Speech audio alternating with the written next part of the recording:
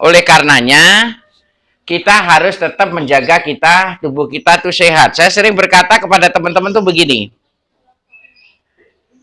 Kita mati boleh, tapi kalau bisa sakit jangan gitu.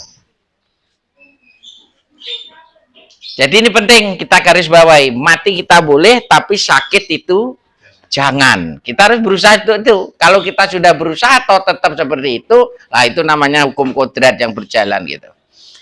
Nah, untuk kita sehat, secara otomatis kita ini harus tahu mesin tubuh kita, karena kesehatan itu sifatnya harus dijaga dan dirawat. Kesehatan itu bukan milik seorang dokter atau milik praktisi kesehatan, tetapi kesehatan itu milik kita. Karena kesehatan itu milik kita, tanggung jawabnya itu ada di tangan kita. Dan untuk memahami supaya kita sehat ini, ibarat kita itu belajar jadi bengkel, Pak. Kita mau jadi bengkel mobil atau bengkel motor. Apa yang perlu kita lakukan? Kita harus tahu dulu mesin-mesinnya. Nah, begitu juga ketika kita mempelajari kesehatan kita ini. Kita harus tahu dulu mesin tubuh kita ini. Kalau kita belum tahu, tiba-tiba kita melakukan tindakan terhadap tubuh kita atau terhadap orang sakit, ini yang kadang-kadang menjadi masalah. Oleh karenanya seorang pengobat harus paham betul mesin tubuhnya. Selain untuk dirinya, nanti baru bisa untuk orang lain. Nah, mesin tubuh kita kurang lebih itu ada 8 sistem. Yang pertama adalah ini. Sistem pencernaan lambung, Pak. Nih. Kemudian yang kedua sistem otak dan saraf. Berarti di sini otak kita nih. Kemudian yang ketiga sistem peredaran darah dan jantung. Kemudian yang keempat, sistem pernapasan paru-paru.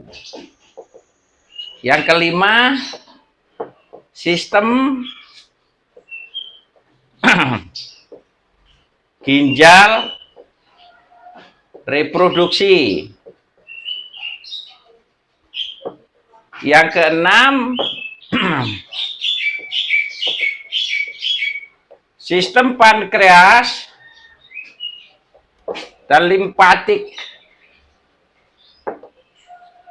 Yang ketujuh, paru-paru sudah, pencernaan sudah, saraf sudah, sistem toksin dan hati.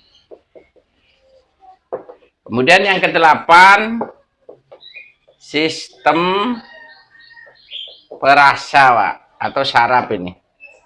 Perasa. Nah, kurang lebih seperti itu. Jadi kita harus mengenal mesin tubuh kita. Kalau saya urut dengan bahasa yang gampang adalah dari atas otak dulu, salah satu mesin tubuh kita. Kemudian turun ke bawah adalah jantung. Kemudian ke samping jantung adalah paru-paru, itu yang ketiga, itu dibilang sistem pernapasan paru-paru. Kemudian kita bawa ke bawah itu sistem pencernaan, itu yang keempat. Kemudian ada sistem ginjal, reproduksi. Kemudian sistem hati dan sistem perasa atau tubuh kita ini. Sistem panca indera. Jadi kita harus pahami sistem itu dulu. Kalau kita belum memahami tentang sistem itu, secara otomatis nanti dalam penanganan kepada seorang yang sakit itu biasanya akan bermasalah. Nah, sistem-sistem ini bergerak dalam keseimbangan. Jadi antara satu dengan yang lain itu saling berhubungan. Kalau satu ada masalah, yang lain juga akan ada masalah. Jadi seperti itu. Nah, yang menyeimbangkan daripada sistem ini adalah nutrisi yang kita makan. Jadi antara otak, paru-paru, jantung, hati, limpa, ginjal, pankreas, dan lain sebagainya tadi, itu bekerja sama sepanjang hidup. Dan tidak pernah istirahat. Inilah kalau di dalam agama yang dikatakan adalah Sang Maha Hidup. Kenapa? Tidur pun dia tetap bergerak. Gitu. Ini makanya ini sangat berat sebuah sistem ini kalau tidak dijaga. Nah, antara otak dan jantung itu membutuhkan nutrisi yang berbeda. Jantung dan paru-paru membutuhkan nutrisi yang berbeda. Kemudian paru-paru dan ginjal membutuhkan nutrisi yang berbeda. Jadi semua sistem begitu. Oleh karenanya, supaya tubuh ini tetap sehat, maka harus kita penuhin nutrisi-nutrisi yang berbeda itu dari apa? Dari apa yang kita makan.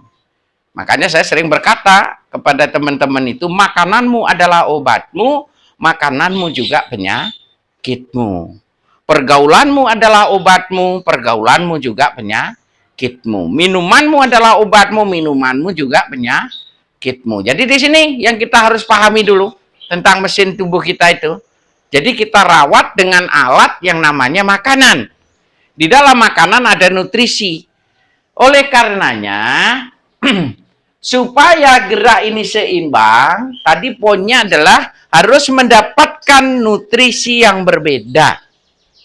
Nutrisi yang berbeda ini oleh alam semesta sudah diatur dengan 8 mesin ini. Supaya seimbang kita punya 8 waktu. Yaitu dari 1 sampai 8 dari Senin sampai Senin. Itu.